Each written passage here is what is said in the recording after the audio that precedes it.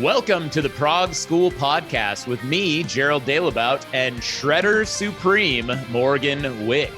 Today, we are breaking down Hemispheres, the sixth studio album by Canadian rock band Rush, released in October 1978 by Anthem Records.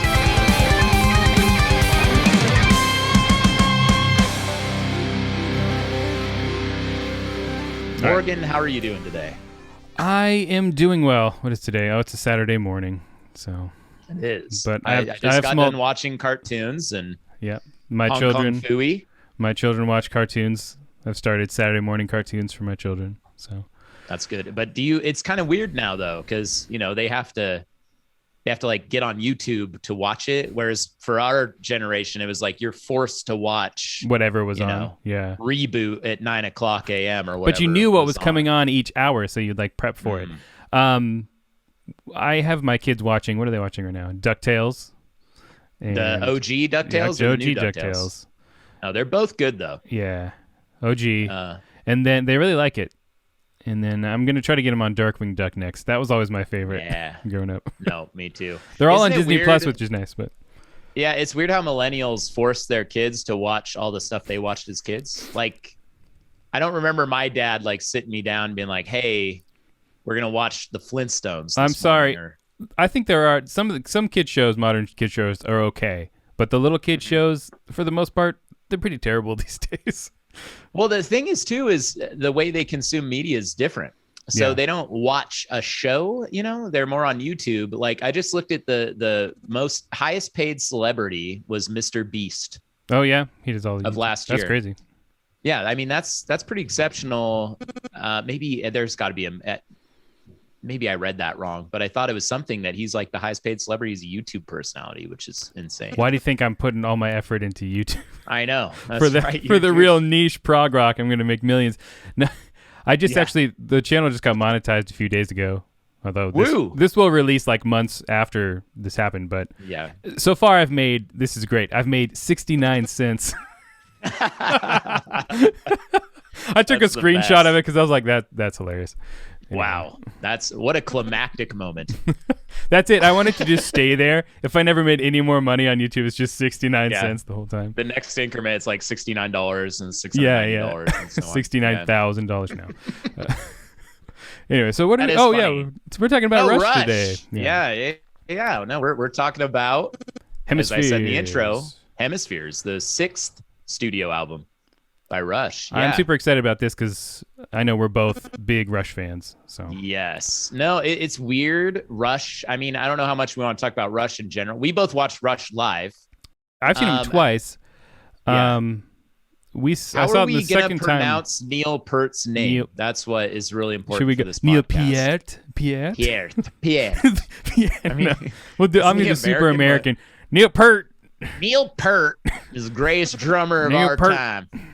No, R.I.P. Neil Peart. That was really sad. That was like January 2020. It seems like it still just happened. Right before COVID and all that. I remember that because it was right before I went to NAMM 2 years ago. So that was like a big deal. You were in NAMM? In Vietnam. Oh, sorry. No, it's the music. Thing. No, I was gonna watch. Primus did a tour called "Farewell to Kings," and they covered that whole album in honor of Neil Peart. And then I didn't get to go watch it.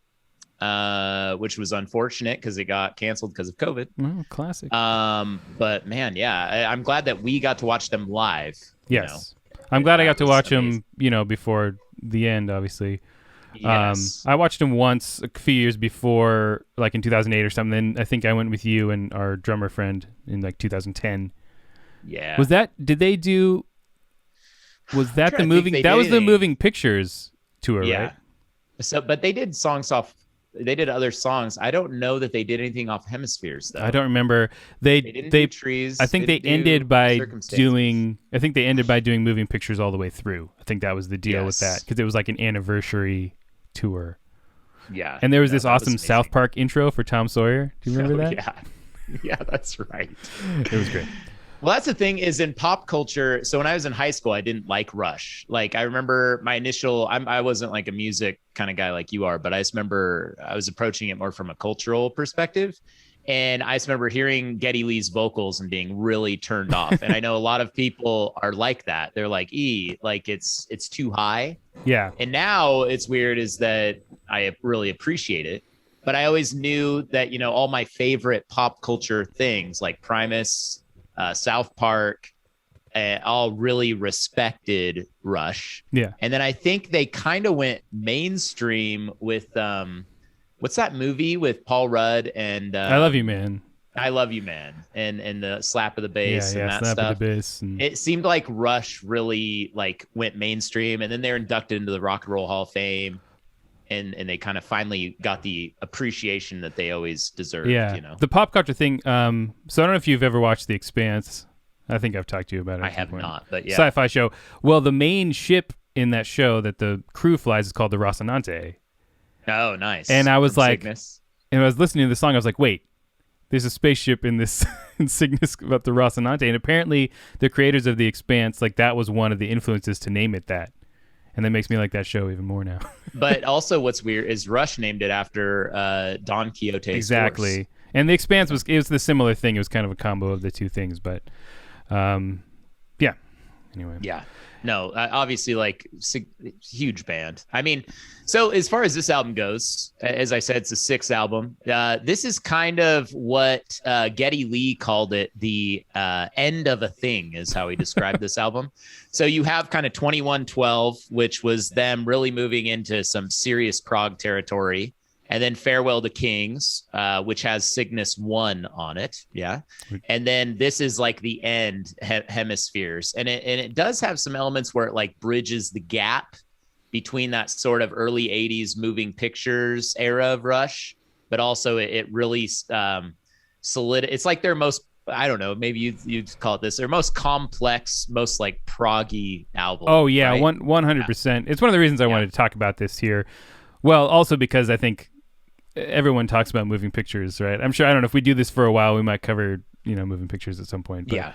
I think this is a good album because, as you mentioned, kind of bridges the gap between that really proggy Rush, and this is kind of the most extreme version of that. But there's also hints of some of the stuff that's to come in the keyboards and even a song like Circumstances, which is shorter.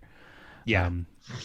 But I don't know. These albums have always been my favorite because I'm a prog guy, right? So I like the big, long, epic songs and all that.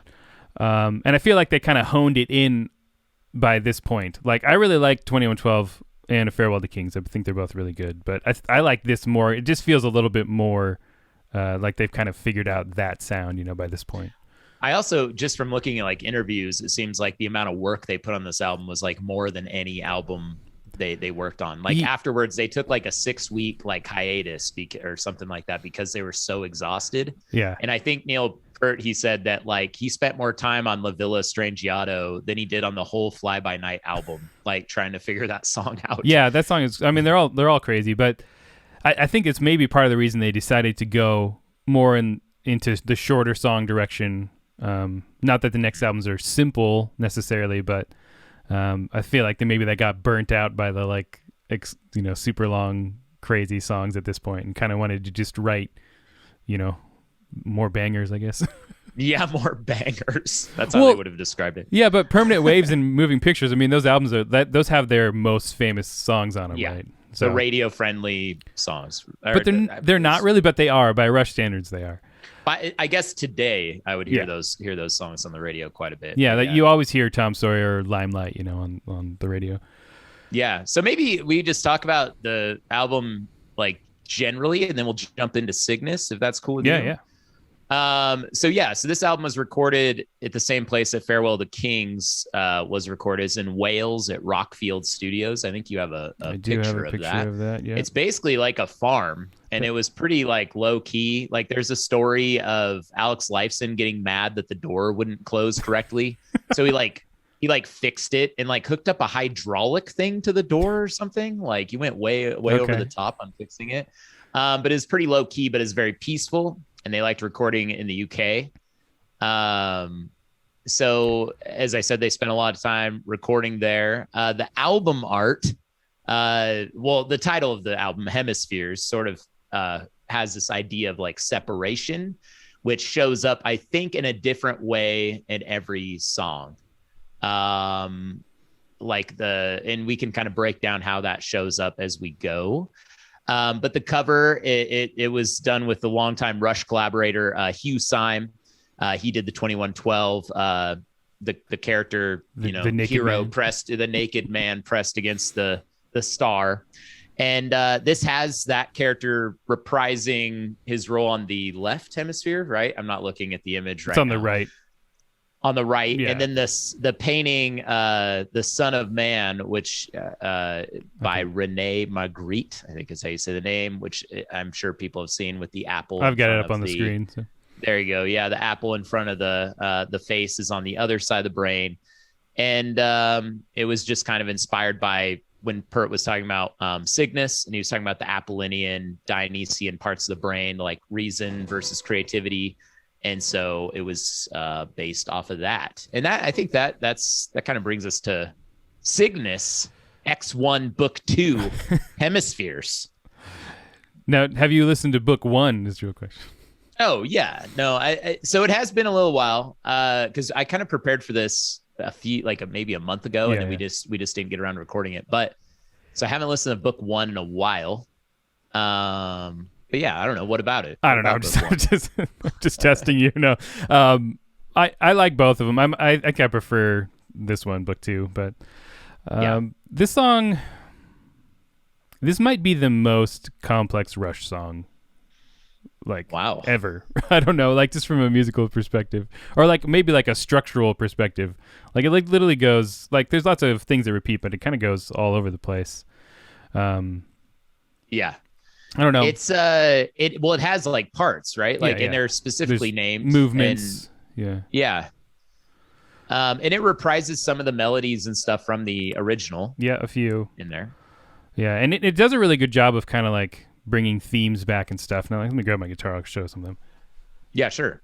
Yeah, I like, so Cygnus 1, if you don't know the story, is basically this character enters into a black hole, and this is him coming out of the other side, and he emerges into Olympus, where he witnesses the gods Apollo and Dionysius caught in this struggle between mind and heart. And so the ones led by Apollo are logical thinkers, and they're able to make all kinds of great things. And then the Dionysians are representing love, and they're able to, find relationship. And basically the song is about taking these two halves, these two hemispheres, if you will, and bridging them together to make a sort of unified whole of love and reason. Yeah, it's good stuff. So Hemispheres starts with what I'm going to call the Hemispheres chord, but it's this chord. It's like a bar chord, like an F sharp major bar chord, but you open up the top two strings. So it's like an F sharp 7 sus, something like that. But this is a really common prog chord, and it really comes from Alex Lifeson. The same chord happens in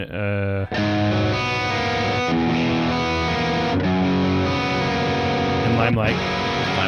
Happens in other songs too, but and also this particular chord shape actually happens in other songs too. He just kind of moved around, you still keep the open strings.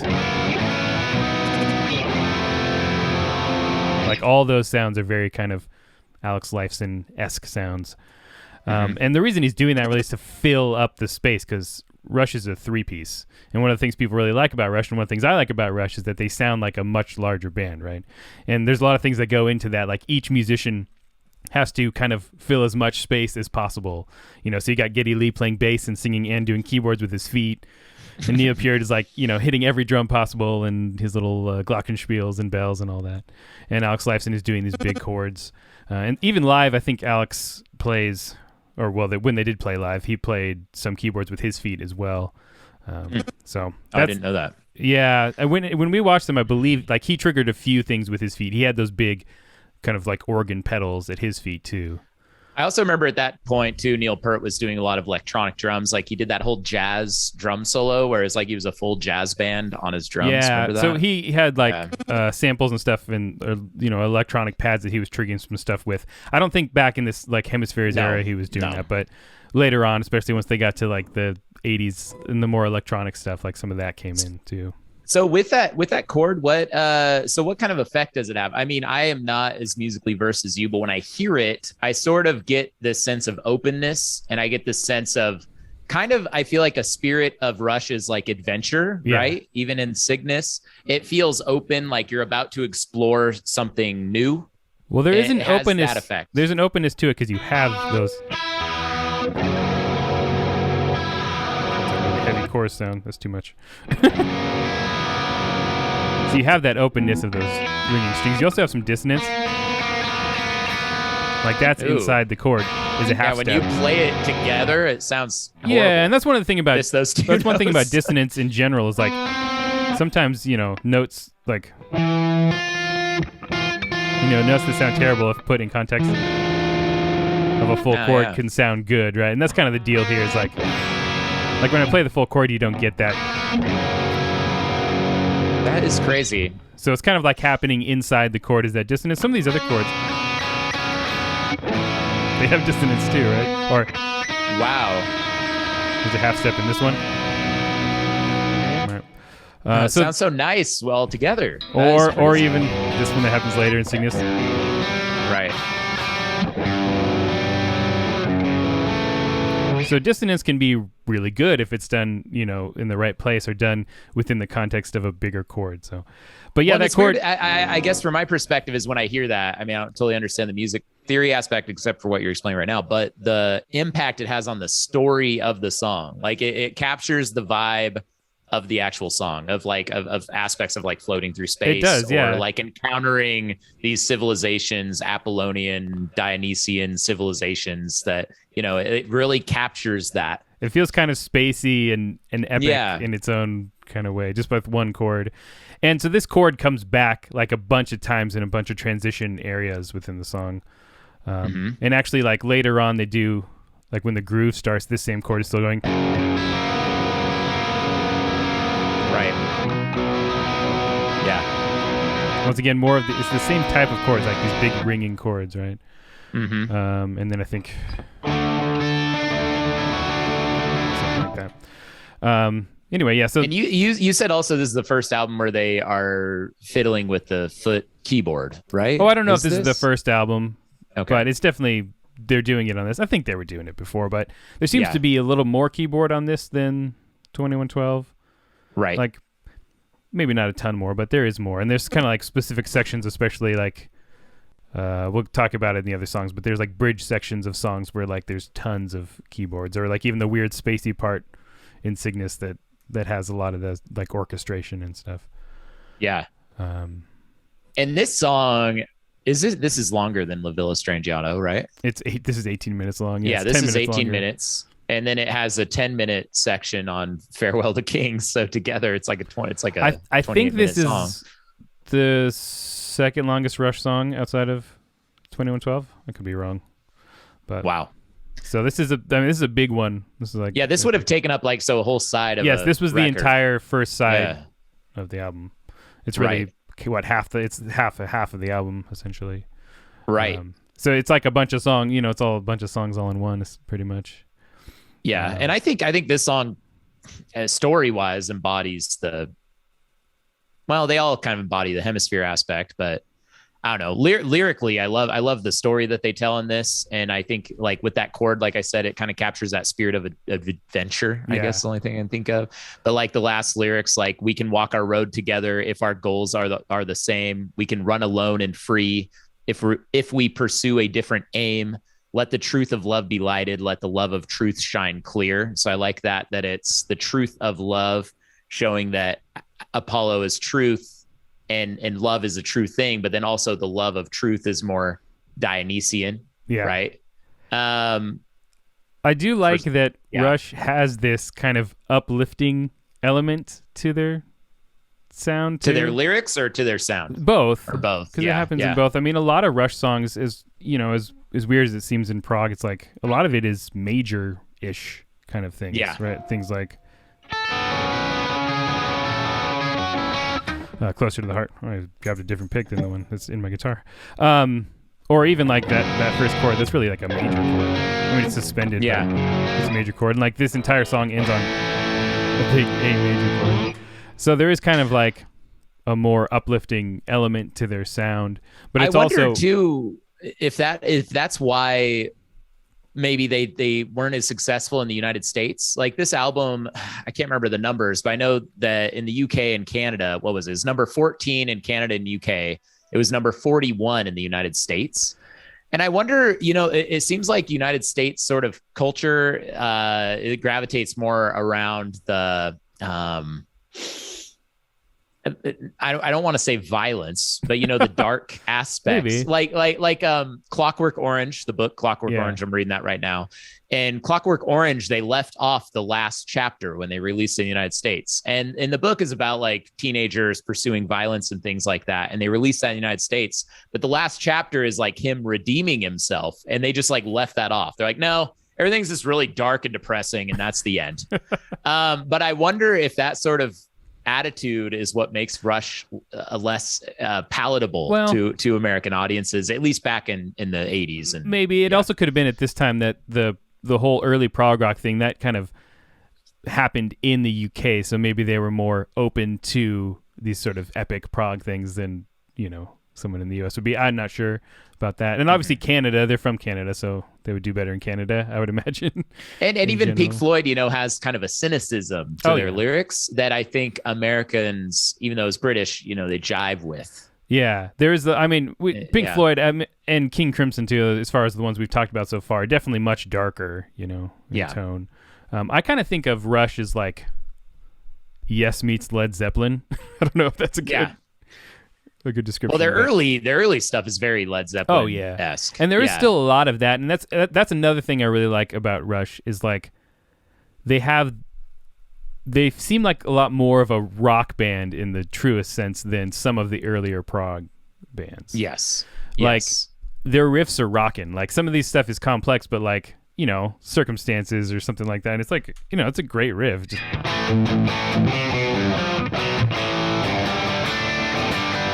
it's these big open chords and power chords and stuff. So, and more aggressive. Yeah, it's very aggressive, but also, as I mentioned, has kind of like a lighter element to it in spots. So you kind of get a good balance of both. But Rush, they kind of live in a weird realm between. I always viewed Rush as kind of the bridge between the early prog rock and then what eventually turns into progressive metal. But kind of they don't really because they were a little bit after like. Genesis and Yes and all that, so they don't really fit in with that exactly, but the influence is definitely there. But then they're not heavy enough really to be like Queensryche or Dream Theater or anything like that. So they kind of occupy a weird space in the middle.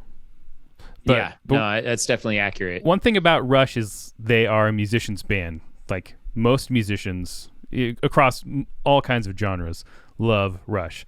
So there's this really awesome documentary. I think we watched it together at one point, but made by Sam Dunn. It was about 10 years ago, called Beyond the Lighted Stage. It just goes through the entire history of Rush, and he interviews the guys throughout, and they show him where they grew up and where they met and all this different kind of stuff. Mm-hmm. And in that documentary, there has a bunch of musicians that come on to talk about Rush. So there's all sorts of people. There's the creators of South Park. There's Jack Black. Mike Portnoy, Kirk Hammett from Metallica, like just all over the board. Les Claypool from Primus. There's all kinds of people in that documentary. It just shows how much musicians really appreciate Rush. Yeah. So they kind of like never really got mainstream success, like we would think of mainstream success, but their legacy like endured, and they were able to fill out stadiums for their entire career pretty much. So it's like the most... and that's the thing, like why it took so long for them to get inducted into the Hall of Fame is that 2013 they were inducted into the Hall of Fame. And it is because they don't have that sort of as much of a pop sensibility, and they're doing their own thing and they don't care what other people think about them. Yeah, but at the same time, like even the show we went to was like tens of thousands of people there. Like it's like the biggest underground band ever, pretty much. Yeah. So was there anything on Cygnus you wanted to talk about? I mean, this song is dense. There's all kinds of stuff. I'm trying to think musically. Let's see. I've got a bunch of notes. I mean, it's structured in a specific way that addresses different like story arcs of the song. Yeah. So your first movement or the first part, there's no vocals, right? That's kind of like your prelude, overture, introduction, and a lot of the musical ideas that happen when the vocals do come in, they get introduced in that intro section. A lot of the riffs and rhythms and chords and all that, and then later, Geddy's singing over the top of them. Now, there is a thing that happens throughout this song. It happens in a couple of the other songs too on this album. And this idea of going between compound meter and simple meters. And what that really means is things where you have like an traditional eighth note feel, and then something that has like a 3-note per beat feel or like a triplet feel. So the guitars. Triplet. 1 2 3, 1 2 3, yeah. Yeah, and then other parts of the song. 1 and 2 and 3, 1 and 2 and 3 and 4, right? So you kind of like going between that. And which movement is it? I believe it's 4. Yeah, in movement part 4 of this piece, the kind of Armageddon. Yeah, the kind of triplet feel completely takes over at that point. It's just kind of like hinted at before that. Right. So they're kind of moving back and forth between those two feels a lot in the song, which is cool. Do we have timestamps? I was gonna play. So so the Armageddon part that you're talking about is that Battle of Heart and Mind, where it's like the war between Apollo and Dionysius. Yeah, that's somewhere about 8.5 minutes ish. I have some timestamps here, but yeah. Right. Yeah. So then. And so that kind of captures. There's some kind of chaotic element to the music to capture that battle. Yeah, and the chords are kind of they're a little more, dissonant, even more dissonant in that part. What are the words there? Yeah.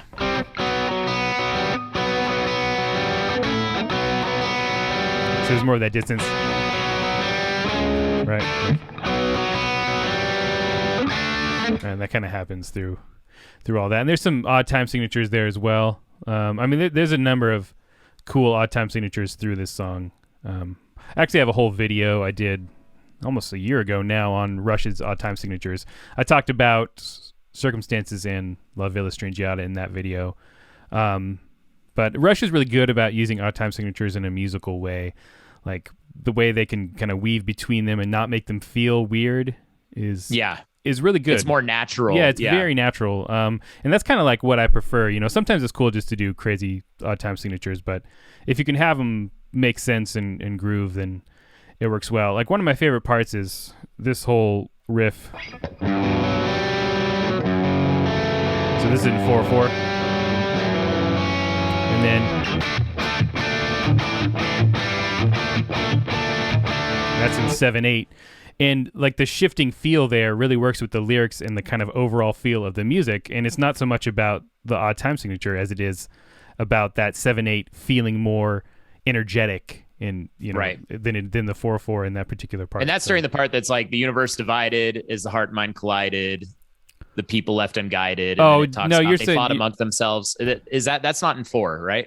Or no, is that part that's the part that's in the triplet feel or the 12/8. Okay.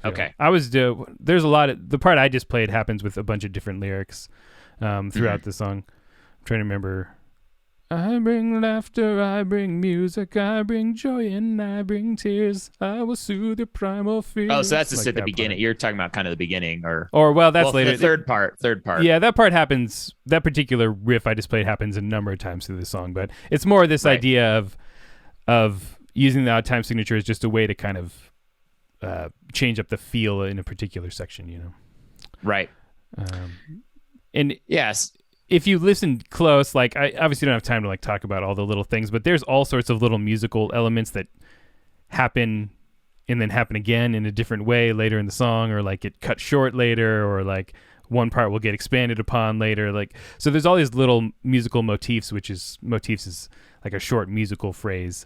There's all these little things that keep happening over and over again throughout the song. And that also happened in Cygnus 1. Correct. Yeah, right? There's some things that happen in Cygnus 1. There's some transition chords, like even the chords that happen during the big ending part. You will call you Cygnus, the god of balance, right? Those chords actually happen way back at the beginning of the song without any vocals.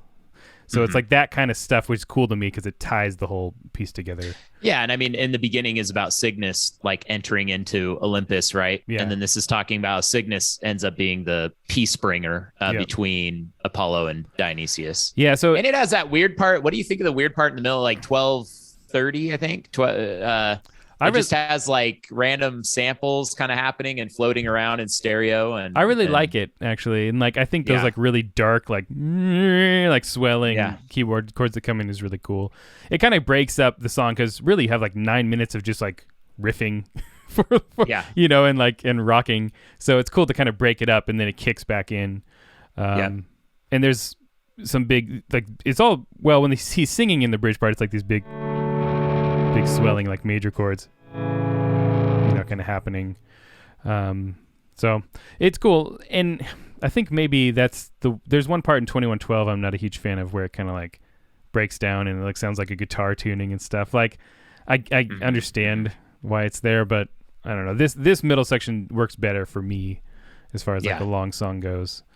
And it brings that element of kind of the hopefulness that you were talking about too. I mean, with the lyrics here, it's very like quiet. It's very hopeful. I already mentioned the lyrics of like truth of love and love of truth. But then it like ends with that armed with a sense of liberty, with the heart and mind united in a single perfect sphere. Yeah, it does that. The two hemispheres are connected. Does that like acoustic ending part, which is cool.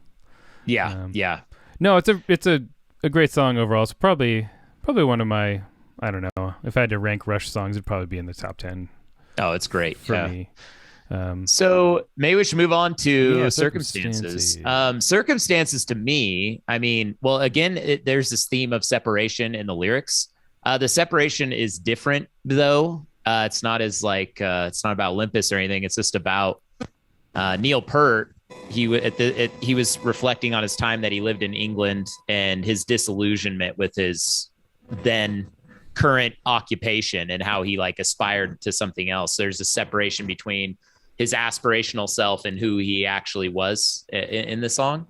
But initially, like for me, the big thing with circumstances is it sounds like something off Moving Pictures. Yeah. It's shorter and it just it's more radio friendly, I guess you would say, somewhat. And it's more straightforward than other songs on this album, except Trees. Trees is fairly straightforward, but it's kind of headed towards that sound that they moved to with Permanent Waves and Moving Pictures. It's not quite all the way there because there's not maybe as much keyboard, as you would have in some of the later stuff. I mean, if you think about like what happens on Permanent Waves, I mean, that's considerably more kind of uplifting than something like Circumstances. Right. But it is definitely more in that realm because it's shorter. It's kind of like, but what's cool is they still have a lot of the Rush kind of ideas here. There's some interesting rhythms. You have that whole bridge part, which kind of goes to a completely different place. Mm-hmm. But they're doing it within a really compact, like pop song form pretty much, which is kind of what they end up doing a lot later, as they move forward. But they're still injecting plenty of prog elements. Like even the chorus of this, the chorus of this song has a really weird rhythm, right? It's kind of going between 4/4 and 2/4. I think there's actually a 7/8 measure in there, and there's like these 7/8 transition bars.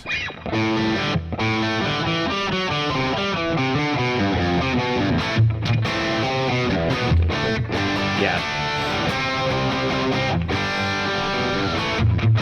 Right. So there's shifting meters kind of all through that stuff.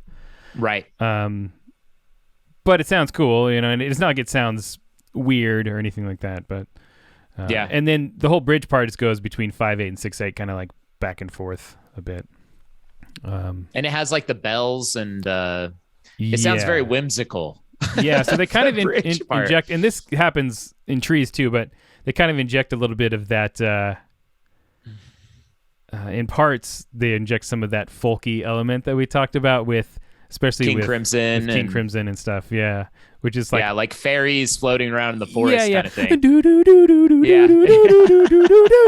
Like those keyboard parts, and the like low part, and then the little bells, like all that kind of stuff. And that's what I think as a average American listener listens to that. They're I think a lot of them would be turned off by that sound, Maybe. that specific sound. I don't know. I'm making a huge generalization, but Americans I guess are so what stupid. I mean is Americans just want, part of it is a lot of really experimental music didn't gain the popularity in America that it gained in Canada or the UK. I think, and Rush is a great example of that. I think for me, one of the reasons that Rush was one of the first prog bands that I really latched onto was because this stuff isn't the main focus, you know what I mean, or isn't like the only thing happening. Like in a song like this, most of the song is like riffs, you know, and cool rockin' parts, and then they do that in one part and it feels interesting and experimental, but then it's like back to the rocking.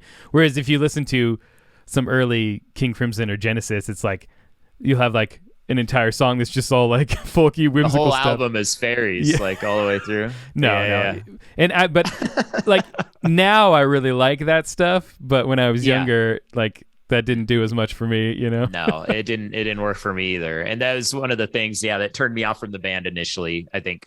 Rush even. Yeah. It was vocals and also the complexity, because I just didn't understand it. I didn't understand what they were trying to do. I was like, why does this sound so different and weird? That was my initial reaction as like a 15-year-old kid to it. And I wouldn't recommend that if someone hasn't listened to Rush and they don't listen to this kind of music, I wouldn't recommend that you start with Hemispheres. Heck no. It'd be Moving Pictures. Start with Moving Pictures, listen to Tom Sawyer, listen to Limelight. You'll get those elements, but in more of a, I guess, accessible way. It'll inoculate you to the two Hemispheres. Because I didn't appreciate this album or Farewell to Kings until probably since I met you, like within the last 10 years. I would say I started to appreciate these albums more.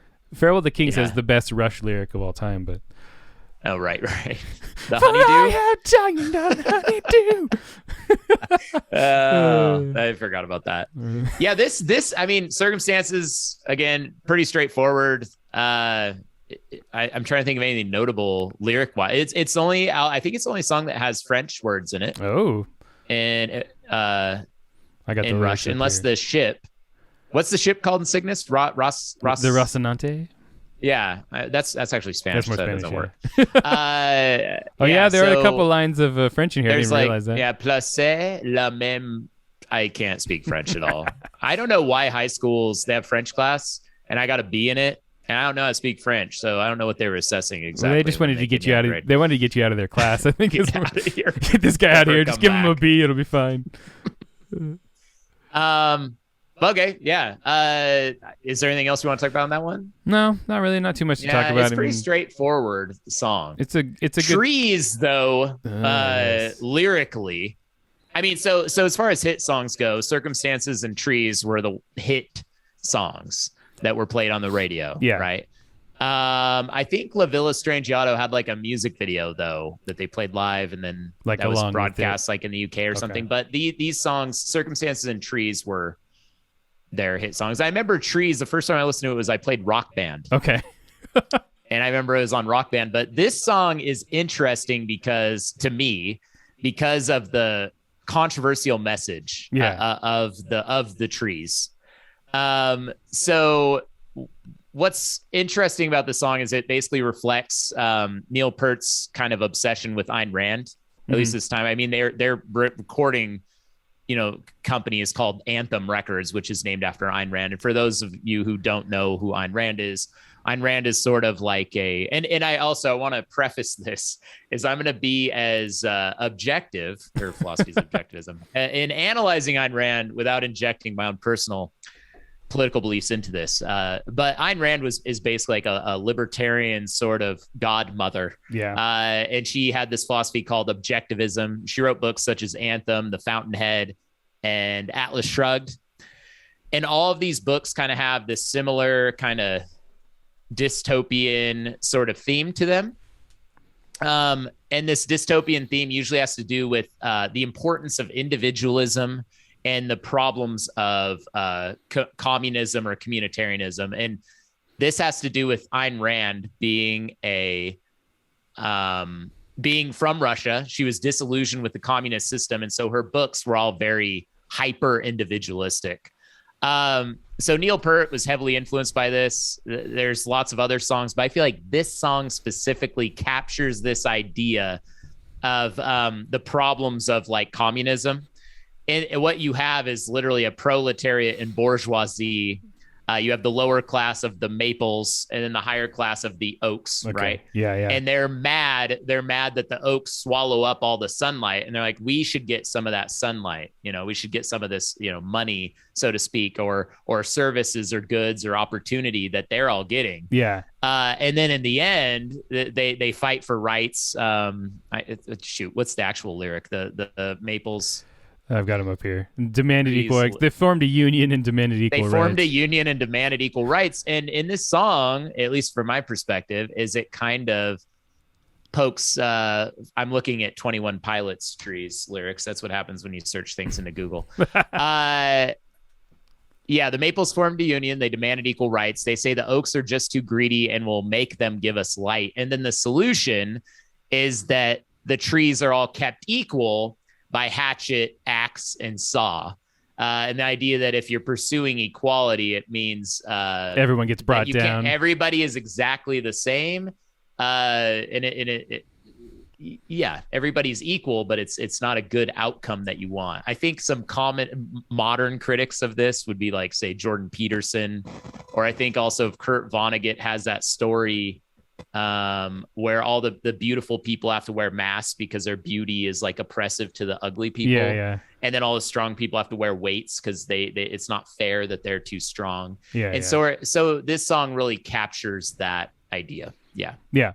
And so for me, I mean, obviously, sometimes you can't avoid political things if they come up in songs. It's like, as a fan of Rush, I just think of this kind of stuff.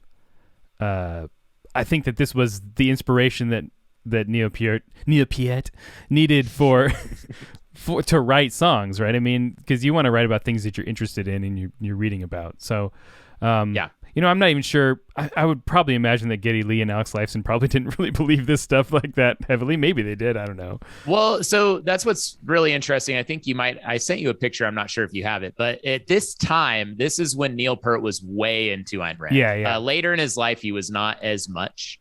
But there was an article that came out that was called "Is Everybody Feeling All Right?" And the emphasis on right, it's all capital. Yeah. Because it's saying that Rush was like this right-wing fascist band. And so this was a smear piece written by Barry Miles of New Music Express in 1978. Okay.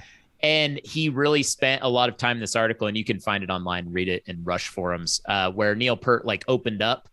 And he said he really opened up this guy because he thought he was like his friend. And he said he was very transparent in these interviews and expressed his love for Ayn Rand and his criticisms of socialism and criticisms of British politics at that time. One quote that he has is, "We're certainly devoted to individualism as the only concept that allows men to be happy without somebody taking from somebody else. The thing for me about Ayn Rand is that her philosophy is the only one applicable to the world today in every sense. If you take her ideas, then take them farther in your own mind, you can find answers to pretty well everything on an individual basis. Putting the individual as the first priority, everything can be made to work in a way that it can never be made to work under any other system." And this guy really rakes him through the coals. He compares him. He compares it to the Auschwitz sign, the work makes everyone free. And he says they're nice guys and they're not terrible, but that they're peddling this proto fascism and they're just naive about it. But if back to what you were saying is Geddy Lee and Alex Lifeson are Ayn Rand's kind of cool, but they weren't really as invested as Neil Peart because he's doing the I think the writing. deal with them was they didn't write as good of lyrics.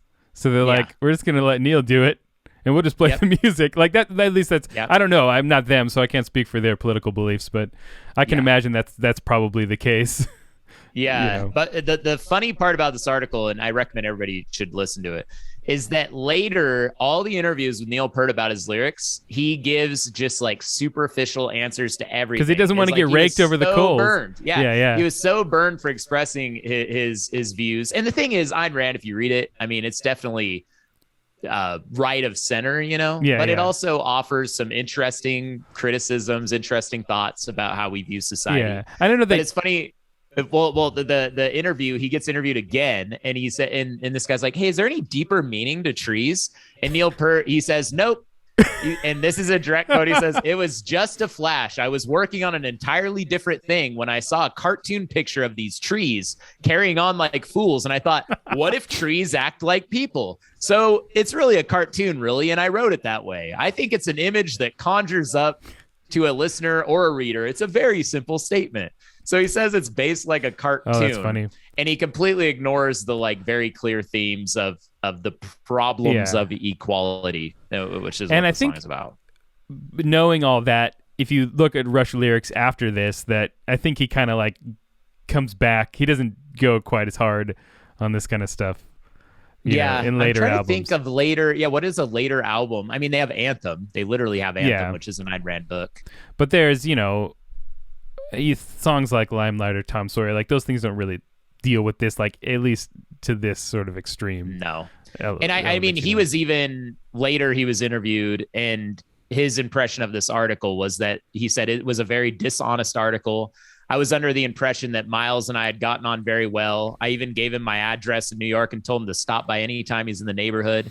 And that so-called political dialogue took place after the interview had finished. And we were just chatting really amenably, I thought. And he twisted it all around. And I feel like it was basically dishonest.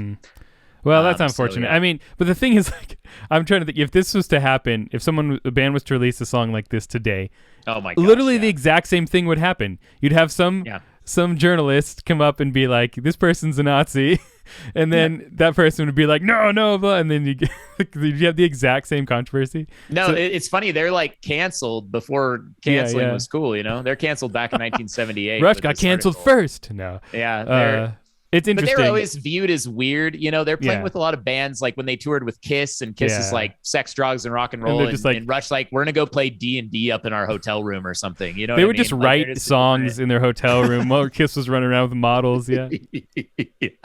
But it is, so back to the Ayn Rand thing, this is the last kind of comment on it, is later on, more right-leaning politicians like Rand Paul, who's literally named after Ayn Rand, would like play Rush songs as they came out on stage, and Neil Peart hated that. And he didn't like that his message was associated with American politicians like that. So I think that shows just kind of how he evolved politically. Maybe. And that this was kind of just a stage in his life. And he was at a point where they emphasized the importance of free will and individualism. And also, like, Ayn Rand characters are typically these people like in The Fountainhead, where there's an architect who wants to build something beautiful, but the society wants to tear it down and make buildings that are all generic to make more money. And so Rush, I feel like, really captures that idea of they're doing their own thing. And so in like a positive spin on Ayn Rand, they were doing their own thing. They're being individuals and not caving into what the consumer culture wanted. And I can imagine as a musician, like he's got his beliefs and stuff, but I don't think that he wanted to be overtly political, like to be used by politicians, And I would imagine, I think most musicians are typically usually against, politicians playing their songs before they get on stage or whatever, like, because most musicians, I mean, there probably are some, but most musicians are like, this is my art, like it's, separate from like whatever politician, who wants to just use the lyrics for like some sort of message they have. So, well, the classic one is like Ronald Reagan played Born in the USA by Bruce Springsteen when he came out on stage. And Bruce Springsteen completely hated Ronald Reagan, like vehemently, So, I mean, that kind of stuff happens all the time. It still happens today, but. Yeah, so I don't know, like musically, is there anything in So, I mean, there's some interesting stuff in here. There's some more of that kind of whimsical stuff, and especially in the middle. But there's this awesome, like, wood block, like, run thing that happens in the middle. It's like, I love that stuff. And I really like the 5/4 part in the middle. I played it a little bit earlier. Like, where it's the clean picking part and, like, the groove that happens. This is probably my least favorite song from a musical perspective on the album. Like, it's fine. The main melodies and stuff don't really do that much for me. But it's obviously good, and there's plenty of fun stuff in here. Lots of really cool bass and drum stuff too, especially like under that solo in the middle. And that's one thing about Rush in general, and this is probably one of the reasons that you like them and why lots of people like them, is they have a really groovy element to their music.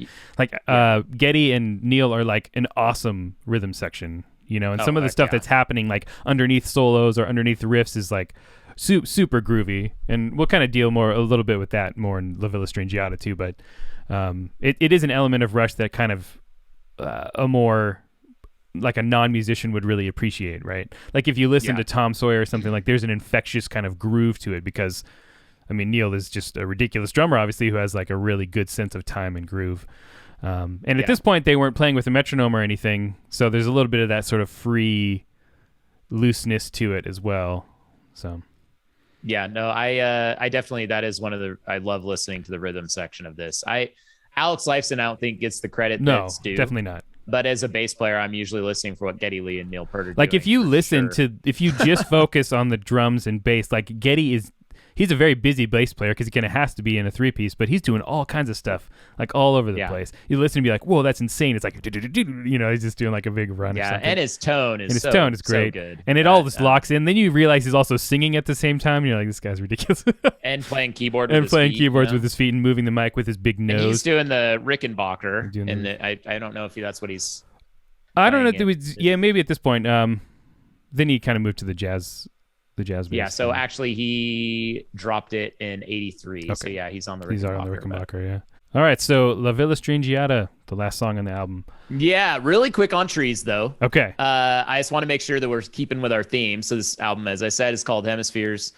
Trees, the obvious split is between the maples and the oaks, right? So there's always like a split in each song. That's all I wanted to say. But yeah, La Villa Strangiato, as far as the Hemispheres, I think that me personally, I interpret this as this was one of Alex Lifeson's dreams that he had, right? He even unconsciously picks up a lick from Powerhouse, which you may remember from Looney Tunes cartoons on Saturday mornings. Can you play that sweet Acme Factory song? Do, do, do, do, do, do.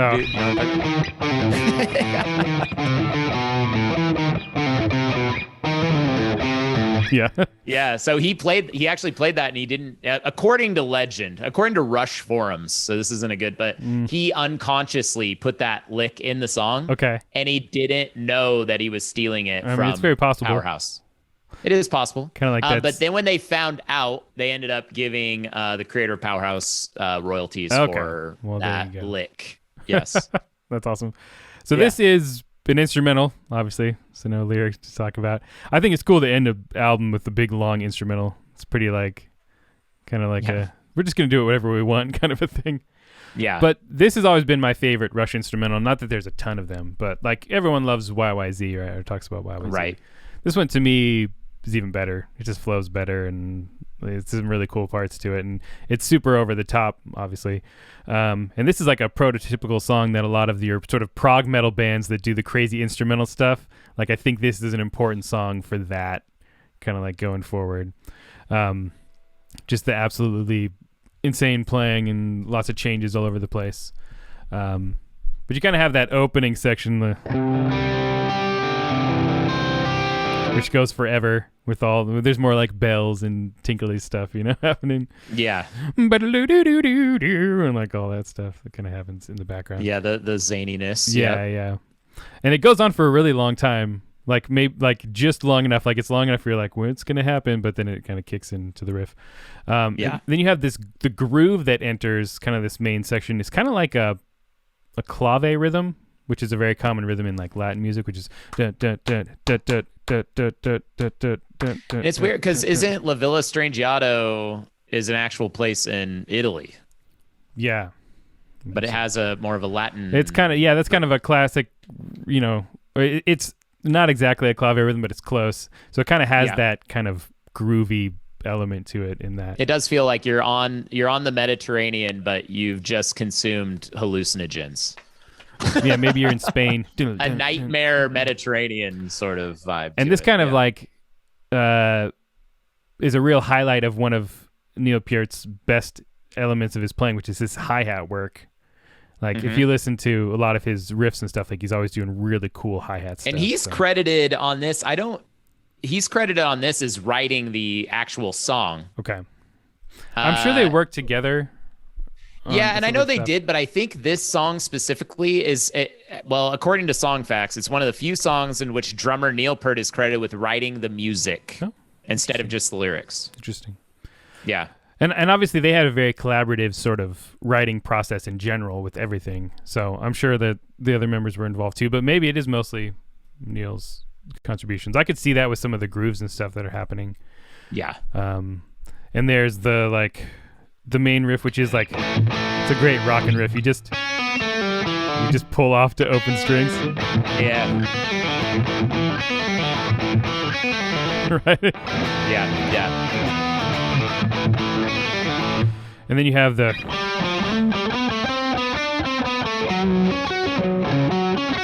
which is, it's cool. It's like a C major, F sharp. It's like a tritone move, kind of like a weird dark sounding thing. But then again, it's that major kind of sound too, because this main riff, it's like that's an A major chord. And then that repeats a few times with that melody. There's some really cool like drum fills, especially into the like all the way down the rototoms, all the way through there. And then it kind of has that really long guitar solo, which is in 7/8. It's kind of like the most common 7/8 rhythm. And I talked about this in my video on Rush that I did, but it's 2 groups of 2 and then 1 group of 3. So it's 1 2 1 2 1 2 3 1 2 1 2 1 2 3. Right. So it's like 1 2 1 2 1 2 1 2 1 2 1 2 1 2 1 2. And that kind of happens through the entirety of the solo and then into the section, the riff that happens after the solo. And I haven't really talked about Alex Lifeson's solos very much. Like I talked about his chord playing. And I think he's very underrated as a guitarist in general. But a lot of Alex Lifeson's solos, I'm not personally a huge fan of. Oh, really? Okay. This one, on the other hand... Why exactly? So what is it about it that... This one, on the other hand, is my favorite Alex Lifeson solo, and I think it builds really well and goes a lot of places. So Alex Lifeson, when lead playing-wise, took a lot from someone like Jimmy Page, right? And my problems as a modern guitarist with modern sensibilities and stuff is like there's a sloppiness to it, especially the fast playing. So but this one's not as sloppy though. Well, I mean, there is a little bit of that, but I really like the way that this one flows overall and makes sense. But like, a lot of times, and this would happen with Jimmy Page too. It's kind of like, I'm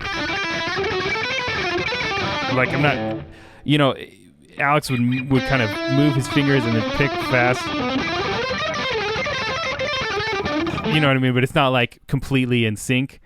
Like you like we're gonna see with some more of the like later progressive metal bands and stuff.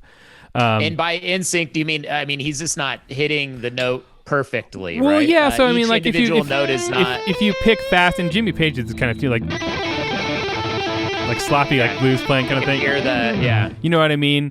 And not that I necessarily want like inhuman precision all the time, but like. I kind of like the marriage of slower melodic things, and then when you go into a run to have it be like laser tight, right? So if you listen to a drum fill by Neil Peart, they're perfect. 16th notes, bam, bam, right down the run. But if like Alex Lifeson did a 16th note run in his solo, it wouldn't be as clean.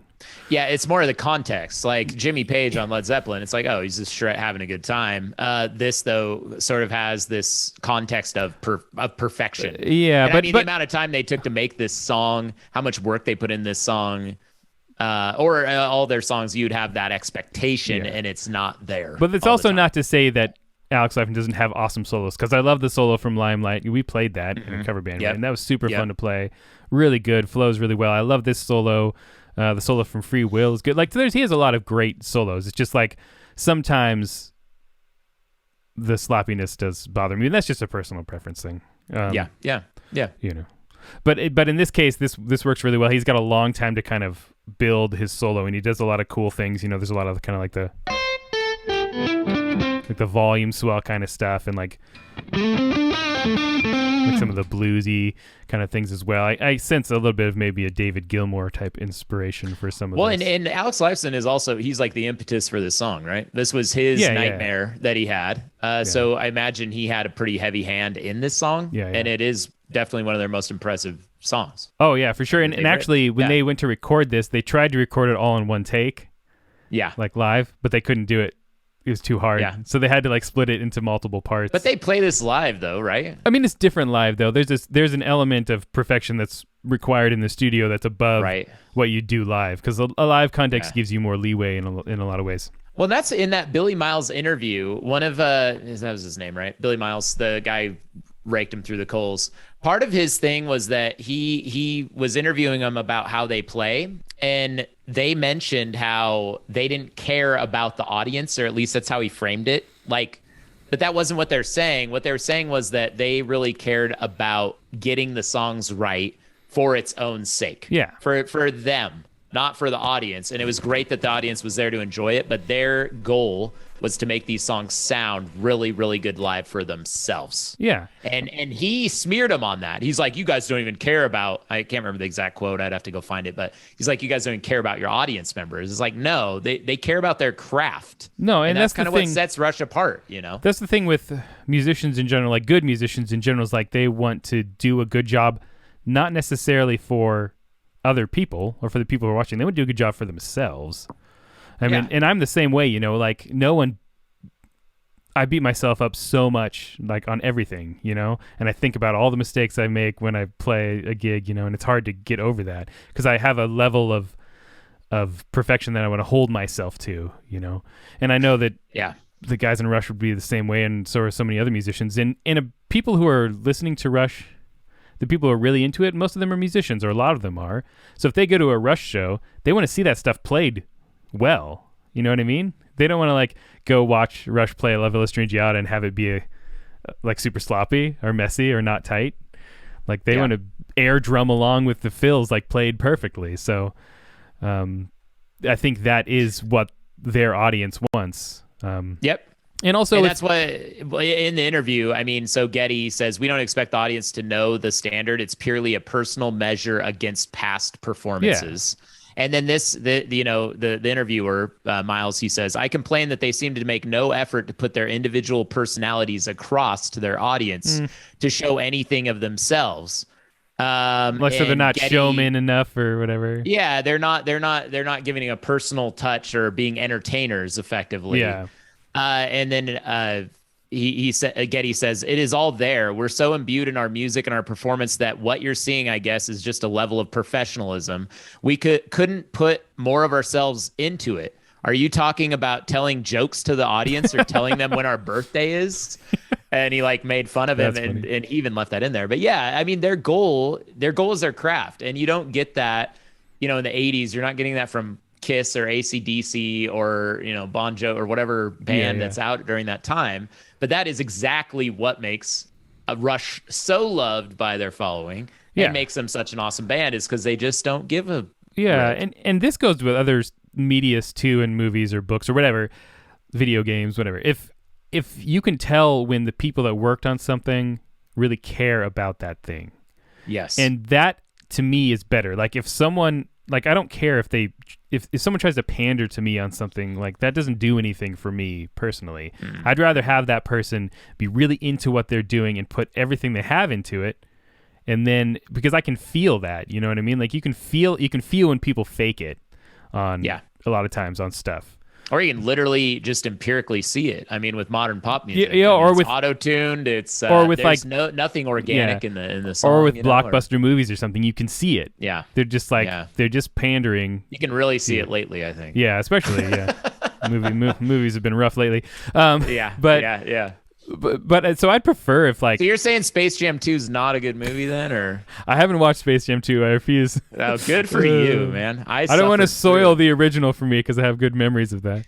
Well, you're sort of describing. I don't know if we can really kind of break this down really quick, but you're describing a sort of metaphysical quality to music that I always wonder if it's actually real, or if it's my own perception. So like when you listen to Rush, You're saying you get a sense of like authenticity and love for craft. Well, no, what you wouldn't get by listening like Katy Perry or something like what that. What I feel is that these guys spent tons of time making this music.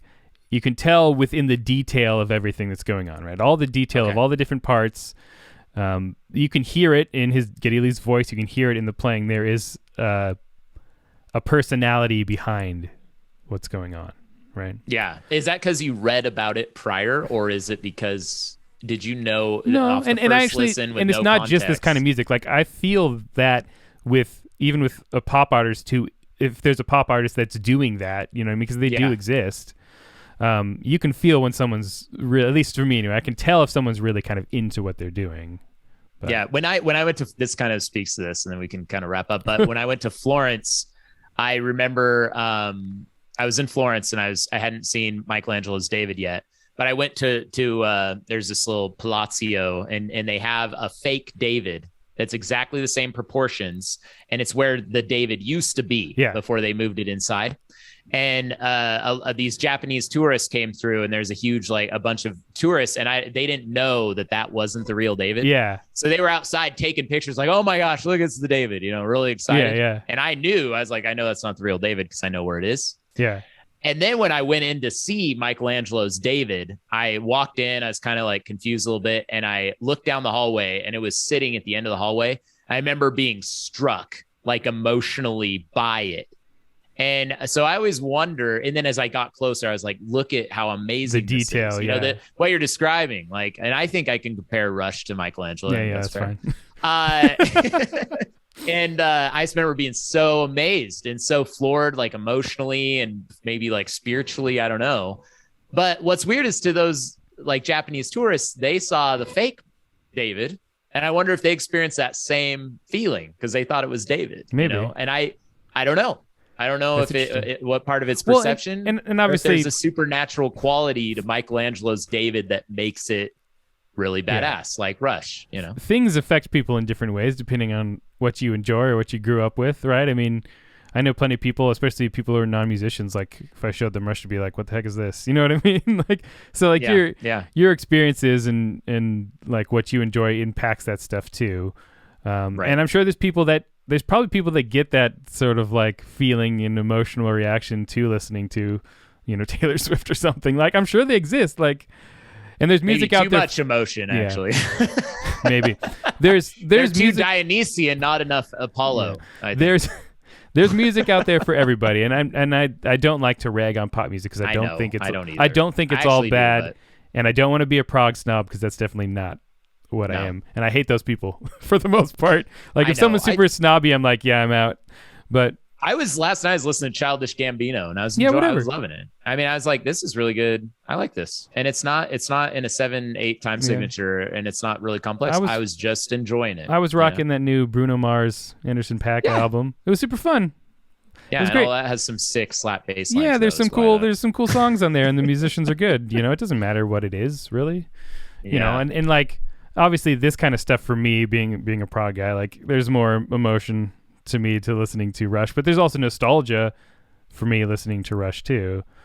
Yeah. Like, because I've listened to Rush for, 15 years or whatever now. I just think that it's really important that you got to balance those two hemispheres out. You have this emotional reaction and you have your logical brain, and you got to put them together to figure out what's truly good music. And maybe, thinking about it, maybe that's the dichotomy of Rush too, is you have the rockin', the heart, the rockin' like emotion, just heart, the heart, and then you've got like the logical part of it too, the mathematics, and they're combining, and that's happening on this album. So there you go. Wow, that was really good. I really like that denouement to the whole story. No, I think what you said is true, man. I think that's real, and that's what makes Rush great. Amazing band. One of my top faves for sure. Yeah, one of my favorites as well. I was excited to talk about Hemispheres. Some of these albums, we get to them and I'm like, this album's fine or whatever. Like, I understand it's important, but this one to me, I was like, yeah, I really like this. This should be fun. So yeah, I'm sure Rush will get talked about again at some point. Oh yeah, we have to. I am Gerald Dalebout, and this is Shredder Supreme Morgan Wick. And I hope you appreciate this episode. Make sure to leave any comments to make sure that we pronounce Neil Peart's name correctly. Yeah, tell us your pronunciation of Neil. Yeah, tell us your preferred pronunciation of Neil Peart in the comments below. How French is your pronunciation of Neil Peart on a scale of 1 to 10? Peart, Pierre. Yeah, Pierre. Does this have a little umlaut on it, maybe? A little. This is very German. It's Part. Pierre Part. Neil Peart. Anyway, yeah. Well, right. Thanks for watching, guys. As always, subscribe to the channel and follow what I do. If you're interested more in Rush musically, I do have a couple videos. I'll link them below as well. So until next time, stay proggy.